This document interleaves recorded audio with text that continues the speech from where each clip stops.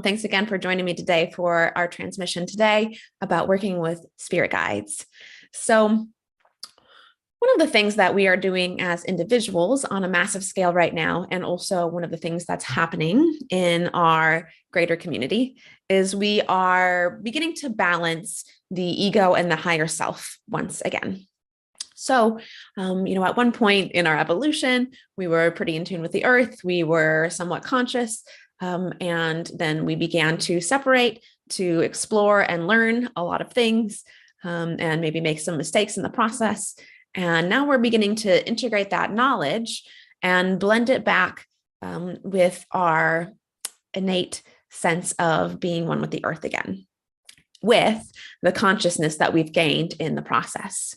It makes me think of Terence McKenna called this the archaic revival, right? So we're revisiting some of the ancient ways that we have known to be as humans, but with all of the wisdom and technology that we've gained in the last several centuries. So the way this might look as an individual is we're being invited to navigate the world based on our higher self and our desires, rather than what we think we ought to do, or what is the responsible thing to do, or what we're supposed to do, right?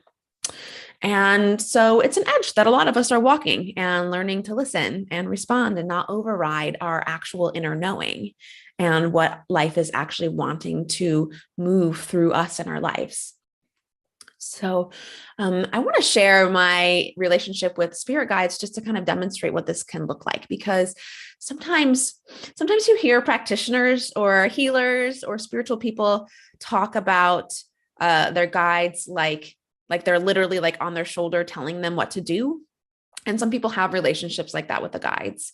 But our relationship with spirit can vary greatly. And the way that we exchange information with spirit also varies greatly.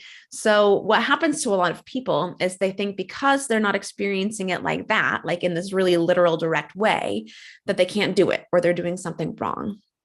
And actually, we just have to remember that there's multiple ways that we get information from the spirit realm. So for me, it's always been really just tuning into my awareness, and it's usually not clear words, but it's a clear knowing. It's sort of like an instantaneous knowing. If I ask a question, the first answer that comes through is usually the one from the higher self and the spirit realm.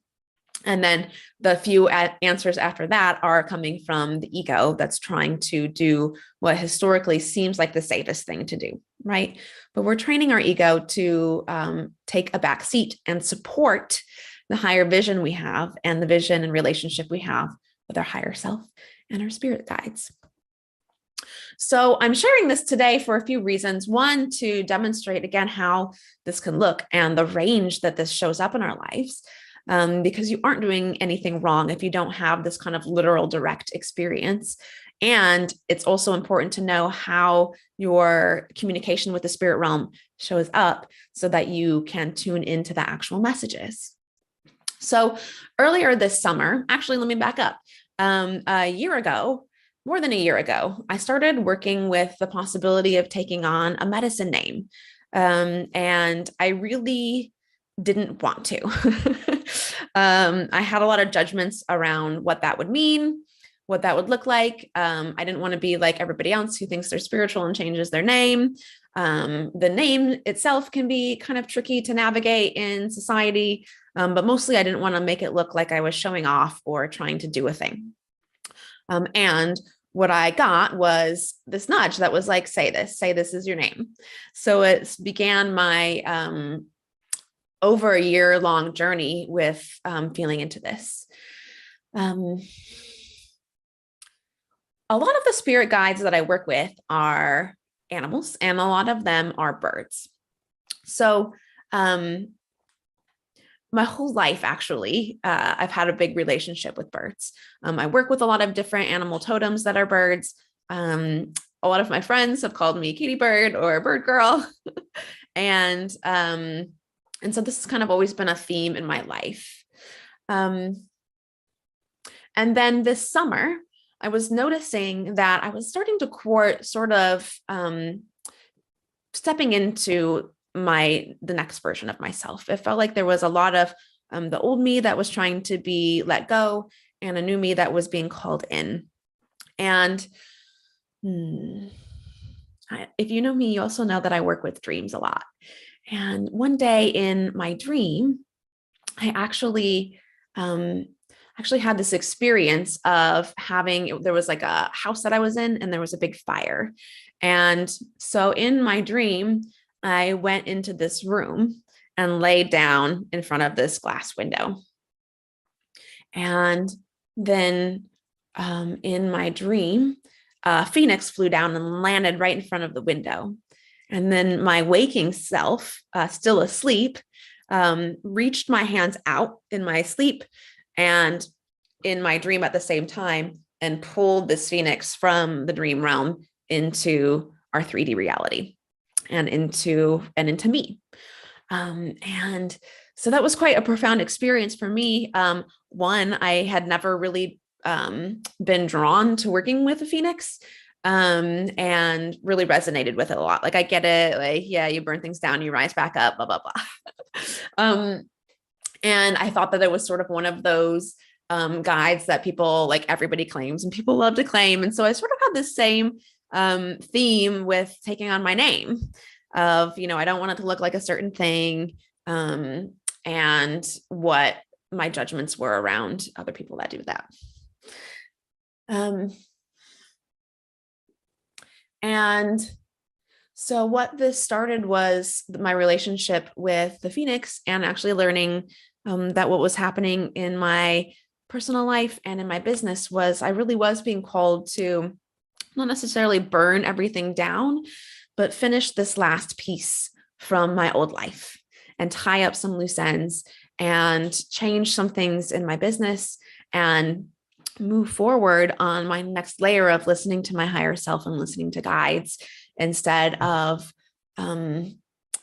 overriding that with the ego and the supposed tos and the mind that is obviously trying to help, but is overriding our higher wisdom. So I began my relationship with Phoenix. I brought in some tools to help support that. I brought in some symbols and some ornaments to kind of honor that relationship, and continued to work with Phoenix in my dreams. And all of this has led to me slowly beginning to introduce my name more directly with the world. It makes me super nervous sharing this. And I want to share that my medicine name is Spirit Bird, and that I am slowly transitioning to using that name in more formal ways in my life, and not just in the medicine communities. And also that as I've been feeling more into what that means for me, it's been calling me into the version of me that Spirit Bird is. I think it's important to give ourselves some positive feedback when we do listen to our higher selves.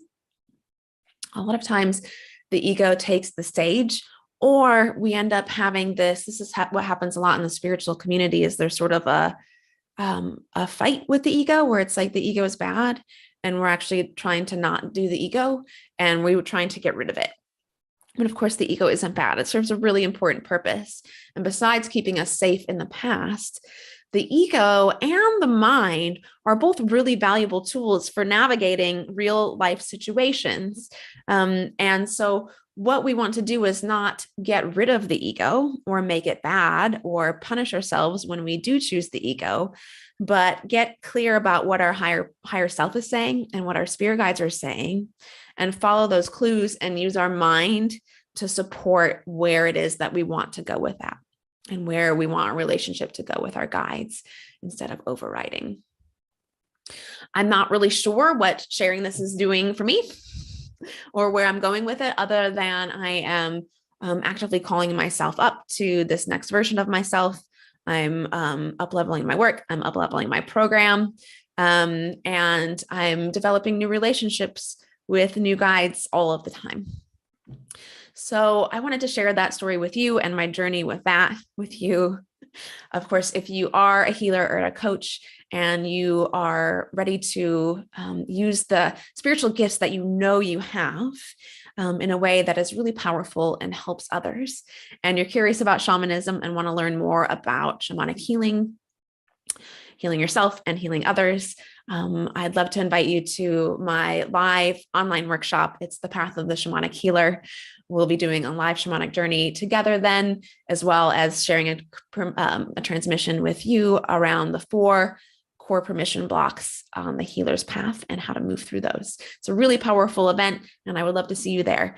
Feel free to private message me if you'd like the link or more info. And of course, you can also get more info in my bio.